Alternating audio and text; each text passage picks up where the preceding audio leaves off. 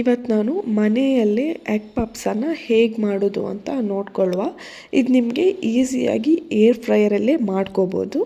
ಮೊದಲಿಗೆ ನಾನಿಲ್ಲಿ ಮೈದಾನ ತಗೊಂಡಿದ್ದೀನಿ. ನಾನಿಲ್ಲಿ 2 ಪಪ್ಸ್ ಮಾಡ್ತಾಯಿದ್ದೀನಿ. ಹಾಗಾಗಿ ನಾನು ಇದಕ್ಕೆ ಅಂದಾಜಿಗೆ ಎಷ್ಟು ಬೇಕೋ ಅಷ್ಟು ಮೈದಾನ ಹಾಕ್ಕೊಂಡಿದ್ದೀನಿ. ಹಾಗೆ ಇದಕ್ಕೆ ರುಚಿಗೆ ತಕ್ಕಷ್ಟು ಉಪ್ಪನ್ನು ಹಾಕ್ಕೊಳ್ತಾ ಇದ್ದೀನಿ. ಉಪ್ಪು ಹಾಕ್ಕೊಂಡ ನಂತರ ಇಲ್ಲಿ ನಾನು 1 ಸ್ಪೂನು ತೆಂಗಿನೆಣ್ಣೆಯನ್ನು ಹಾಕ್ಕೋತಾ ಇದ್ದೀನಿ. ತೆಂಗಿನೆಣ್ಣೆ ಯಾಕೆ ಹಾಕ್ಕೋತಾ ಇದ್ದೀನಿ ಅಂದರೆ ಅದು ತುಂಬ ಡ್ರೈ ಆಗಬಾರ್ದು. ಹಾಗಾಗಿ ನಾನಿಲ್ಲಿ ಸ್ವಲ್ಪ ತೆಂಗಿನೆಣ್ಣೆಯನ್ನು ಹಾಕ್ಕೊಂಡಿದ್ದೀನಿ. ಹಾಗೆ ಇದಕ್ಕೆ ನಾನು ಎಷ್ಟು ನೀರು ಬೇಕು ಅಷ್ಟು ನೀರನ್ನು ಹಾಕ್ಕೋತಾ ಇದ್ದೀನಿ. ನೀರು ಹಾಕ್ಕೊಳ್ಳುವಾಗ ಒಮ್ಮೆಲೇ ತುಂಬ ನೀರು ಹಾಕ್ಕೋಬೇಡಿ.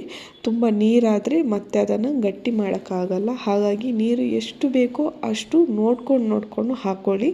ಉಪ್ಪು ಕೂಡ ಅಷ್ಟೇ, ತುಂಬ ಉಪ್ಪು ಹಾಕ್ಕೊಳ್ಳಿಕ್ಕೆ ಹೋಗಬೇಡಿ. ಎಷ್ಟು ಬೇಕೋ ಅಷ್ಟು ಹಾಕ್ಕೊಳ್ಳಿ. ನಂತರ ಇದನ್ನು ಇವಾಗ ಚೆನ್ನಾಗಿ ನೀವು ಹಿಟ್ಟು ಮಾಡ್ಕೋಬೇಕು. ಇದು ತುಂಬ ಸ್ಮೂತಾಗಿ ಬರಬೇಕು. ಇವಾಗ ನೋಡ್ಬೋದು ಹಿಟ್ಟು ರೆಡಿಯಾಗಿದೆ. ನೋಡ್ಬೋದು ಎಷ್ಟು ಸ್ಮೂತಾಗಿ ಬಂದಿದೆ ಅಂತ. ಹಾಗೆ ಇದನ್ನು ಇನ್ನೂ ಒಂದು 15 ಮಿನಿಟ್ಸ್ ಹಾಗೆ ಬಿಡ್ತೀನಿ. 15 ಮಿನಿಟ್ಸ್ ಬಿಟ್ಟರೆ ಅದು ಇನ್ನೂ ಸ್ಮೂತ್ ಆಗುತ್ತೆ. ಆ ಗ್ಯಾಪಲ್ಲಿ ನಾವಿದಕ್ಕೆ ಮಸಾಲಾನ ರೆಡಿ ಮಾಡ್ಕೊಳ್ಳುವ. ಮೊದಲಿಗೆ ನಾನಿಲ್ಲಿ ಒಂದು ಪ್ಯಾನನ್ನು ಇಟ್ಕೊಂಡಿದ್ದೀನಿ. ಪ್ಯಾನ್ ಬಿಸಿಯಾದ ಹಾಗೆ ಸ್ವಲ್ಪ ನಾನು ಎಣ್ಣೆಯನ್ನು ಹಾಕ್ಕೊಂಡಿದ್ದೀನಿ. ಹಾಗೆ ನಾನು ಈರುಳ್ಳಿನ ಕಟ್ ಮಾಡಿ ಹಾಕ್ಕೊಂಡಿದ್ದೀನಿ. ನೆನ್ಪಿಟ್ಕೊಳ್ಳಿ, ಇದಕ್ಕೆ ನಿಮಗೆ ಬೇಕು ಅಂತ ಇದ್ದರೆ ಇನ್ನೂ ನೀವು ವೆಜಿಟೇಬಲನ್ನು ಹಾಕೋಬೋದು. ನಾನಿಲ್ಲಿ ಈರುಳ್ಳಿ ಮತ್ತು ಬೆಳ್ಳುಳ್ಳಿನ ಸ್ವಲ್ಪ ಕಟ್ ಮಾಡಿಕೊಂಡು ಹಾಕ್ಕೊಂಡಿದ್ದೀನಿ ಅಷ್ಟೇ. ಇದನ್ನು ಚೆನ್ನಾಗಿ ನೀವು ಫ್ರೈ ಮಾಡ್ಕೋಬೇಕು. ಸ್ವಲ್ಪ ಲೈಟ್ ಬ್ರೌನ್ ಆದ ನಂತರ ಇದಕ್ಕೆ ನಾನು ಸ್ವಲ್ಪ ನೀರನ್ನು ಹಾಕ್ಕೊಳ್ತೀನಿ. ಯಾಕಂದರೆ ಇದು ಡ್ರೈ ಆದ ಹಾಗೆ ನೀವು ಸ್ವಲ್ಪ ಎಣ್ಣೆ ಜಾಸ್ತಿ ಹಾಕ್ಕೊಂಡಿದ್ರೆ ನೀರು ಹಾಕ್ಕೋಬೇಕು ಅಂತಿಲ್ಲ. ನಾನಿಲ್ಲಿ ಎಣ್ಣೆನ ಕಡಿಮೆ ಹಾಕ್ಕೊಂಡಿದ್ದೀನಿ. ಹಾಗಾಗಿ ನಾನು ಸ್ವಲ್ಪ ನೀರನ್ನು ಹಾಕ್ಕೊಂಡೆ. ಹಾಗೆ ಒಂದು ಟೇಬಲ್ ಸ್ಪೂನು ಗರಂ ಮಸಾಲಾನ ಹಾಕ್ಕೊಂಡಿದ್ದೀನಿ. ಒಂದು 1/2 ಟೇಬಲ್ ಸ್ಪೂನು ಅರಶಿನ ಪುಡಿನ ಹಾಕ್ಕೊಂಡಿದ್ದೀನಿ. ನಂತರ ನಾನು ಇದಕ್ಕೆ ರುಚಿಗೆ ಎಷ್ಟು ಬೇಕೋ ಅಷ್ಟು ಉಪ್ಪನ್ನು ಹಾಕ್ಕೊಳ್ತಾ ಇದ್ದೀನಿ. ಉಪ್ಪು ಕೂಡ ಅಷ್ಟೇ, ತುಂಬ ಹಾಕ್ಕೊಳ್ಳಿಕ್ಕೆ ಹೋಗಬೇಡಿ. ಯಾಕಂದರೆ ನೀವು ಉಪ್ಪು ಹಾಕ್ಕೊಂಡದ್ದು ಜಾಸ್ತಿ ಆದರೆ ಅದು ಅಷ್ಟು ಪಪ್ಸ್ ಒಳ್ಳೆಯದಾಗಿ ಬರಲ್ಲ. ಹಾಗಾಗಿ ಉಪ್ಪನ್ನು ನೋಡಿಕೊಂಡು ಹಾಕ್ಕೊಳ್ಳಿ. ಉಪ್ಪನ್ನು ಹಾಕ್ಕೊಂಡ ನಂತರ ಚೆನ್ನಾಗಿ ಒಂದು ಸಲ ಮಿಕ್ಸ್ ಮಾಡ್ಕೊಳ್ಳಿ. ಮಿಕ್ಸ್ ಮಾಡ್ಕೊಂಡ ನಂತರ ಇದಕ್ಕೆ ನಾನು ಕಲ್ಲರಿಗೆ ಬೇಕಾಗಿ 1/4 ಟೇಬಲ್ ಸ್ಪೂನು ಅಚ್ಚ ಖಾರದ ಪುಡಿನ ಹಾಕ್ಕೊಂಡಿದ್ದೀನಿ. ಹಾಕ್ಕೊಂಡು ಚೆನ್ನಾಗಿ ಫ್ರೈ ಮಾಡ್ಕೊಳ್ಳಿ. ಇವಾಗ ನೋಡ್ಬೋದು ಮಸಾಲ ರೆಡಿಯಾಗಿದೆ. ನಾನಿಲ್ಲಿ 2 ಪಪ್ಸಿಗೆ ಅಷ್ಟೇ ಮಸಾಲ ಮಾಡ್ಕೊಂಡಿದ್ದೀನಿ. ನೀವು ಜಾಸ್ತಿ ಪಪ್ಸ್ ಮಾಡ್ಕೊತೀರಿ ಅಂತಿದ್ರೆ ಮಸಾಲಾನ ಜಾಸ್ತಿಯಾಗಿ ಹಾಕ್ಕೊಳ್ಳಿ. ಇಷ್ಟು ಫ್ರೈ ಆದರೆ ಸಾಕು ಈರುಳ್ಳಿ. ನಂತರ ಇದನ್ನು ನಾನು ಇವಾಗ ಸೈಡಿಗೆ ಇಟ್ಕೋತೀನಿ. ಇದು ಇಲ್ಲಿ ಮಸಾಲ ರೆಡಿಯಾದ ಹಾಗೆ ನೀವು ಎಗ್ಗನ್ನು ಕೂಡ ಬಾಯ್ಲ್ ಮಾಡಿ ರೆಡಿ ಮಾಡಿ ಇಟ್ಕೊಳ್ಳಿ. ನಾನಿಲ್ಲಿ 1 ಎಗ್ಗನ್ನು ಯೂಸ್ ಮಾಡ್ಕೋತೀನಿ.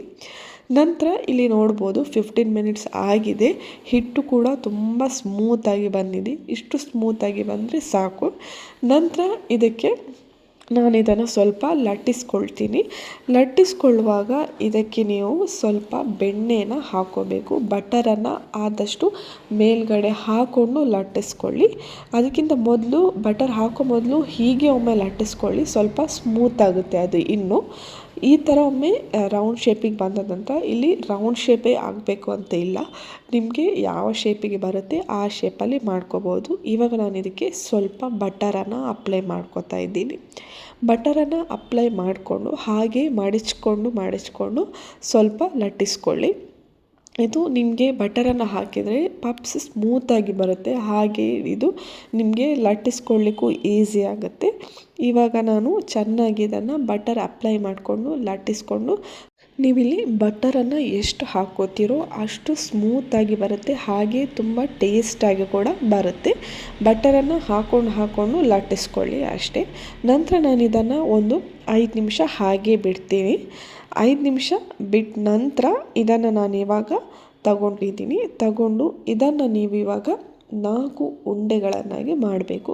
ನಾನಿಲ್ಲಿ 2 ಪಪ್ಸ್ ಮಾಡೋದ್ರಿಂದ ನಾನಿಲ್ಲಿ 4 ಉಂಡೆಗಳಾಗಿ ಮಾಡ್ಕೋತಾ ಇದ್ದೀನಿ.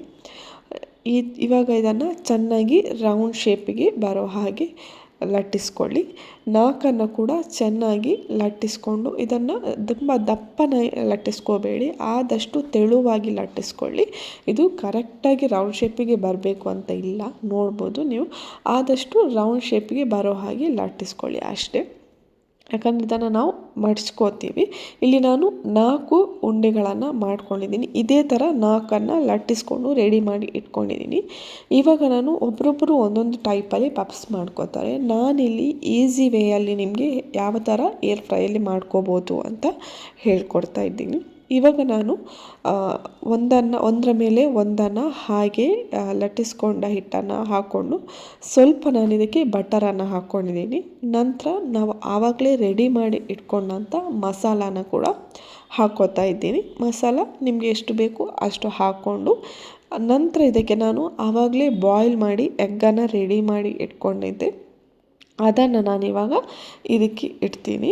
ಹಾಗೆ ಇದನ್ನು ನೀವು ಮಡಚ್ಕೊಳ್ಳುವಾಗ ಸ್ವಲ್ಪ ಇದಕ್ಕೆ ನೀರು ಅಥವಾ ಯಾವುದಾದ್ರೂ ಮಿಲ್ಕ್ ಕೂಡ ಆಗುತ್ತೆ, ಅದನ್ನು ಸ್ವಲ್ಪ ಅಂಟ್ಕೊಳ್ಳೋಕ್ಕೆ ಈ ಥರ ಫೋಲ್ಡ್ ಮಾಡುವಾಗ ಅಂಟ್ಕೊಳ್ಳೋಕ್ಕೆ ಅಪ್ಲೈ ಮಾಡ್ಕೊಳ್ಳಿ. ಆವಾಗ ಇದು ಓಪನ್ ಆಗಲ್ಲ ನಿಮಗೆ ಏರ್ ಫ್ರೈಯರಲ್ಲಿ ಕೂಡ. ಹಾಗೆ ಇದನ್ನು ಸ್ವಲ್ಪ ನೀವು ಗ್ಯಾಪ್ ಬಿಡಬೇಡಿ, ಫುಲ್ಲಾಗಿ ಇದನ್ನು ಕ್ಲೋಸ್ ಮಾಡಿಕೊಂಡು ಒಂದು ಶೇಪಿಗೆ ಬರೋ ಹಾಗೆ ಫೋಲ್ಡ್ ಮಾಡ್ಕೊಳ್ಳಿ. ಇವಾಗ ನೋಡ್ಬೋದು ನಾನಿಲ್ಲಿ ಪಪ್ಸ್ ರೆಡಿ ಆಗ್ತಾ ಇದೆ. ಈ ಥರ ಫೋಲ್ಡ್ ಮಾಡ್ಕೊಂಡ ನಂತರ ಇದನ್ನು ಚೆನ್ನಾಗಿ ಕ್ಲೋಸ್ ಮಾಡ್ಕೊಳ್ಳಿ. ನೋಡ್ಬೋದು ನಾನು ಎಲ್ಲಿ ಕೂಡ ಗ್ಯಾಪ್ ಬಿಟ್ಟಿಲ್ಲ.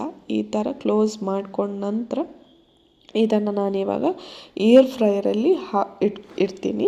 ಏರ್ ಫ್ರೈಯಲ್ಲಿ ಇಡೋ ಮೊದಲು ಇದಕ್ಕೆ ನಾನು ಸ್ವಲ್ಪ ಬಟರನ್ನು ಸ್ಪೂನಲ್ಲಿ ಹಾಕ್ಕೊಳ್ತಾ ಇದ್ದೀನಿ, ಯಾಕಂದರೆ ಇದು ಅಂಟ್ಕೊಳ್ಳುತ್ತೆ. ಹಾಗಾಗಿ ಸ್ವಲ್ಪ ಬಟರನ್ನು ಹಾಕ್ಕೊಂಡ ನಂತರ ನಾನು ರೆಡಿ ಮಾಡಿ ಇಟ್ಕೊಂಡಂಥ ಪಪ್ಸನ್ನು ಅದರ ಮೇಲೆ ಇಟ್ಟಿದ್ದೀನಿ. ಇವಾಗ ನಾನು ಏರ್ ಫ್ರೈಯರಲ್ಲಿ 30 ಮಿನಿಟ್ಸ್ ಅಷ್ಟು ಹೀಟ್ ಆಗಲಿಕ್ಕೆ ಬಿಡ್ತೀನಿ. ನೋಡ್ಬೋದು 30 ಮಿನಿಟ್ಸ್ ನಾನು ಹೀಟ್ ಆಗಲಿಕ್ಕೆ ಬಿಡ್ತೀನಿ. ಇವಾಗ ನೋಡುವ 30 ಮಿನಿಟ್ಸ್ ಆದ ನಂತರ ಹೇಗೆ ಬರುತ್ತೆ ಅಂತ. ಇವಾಗ ಆಲ್ರೆಡಿ 30 ಮಿನಿಟ್ಸ್ ಆಗಿದೆ.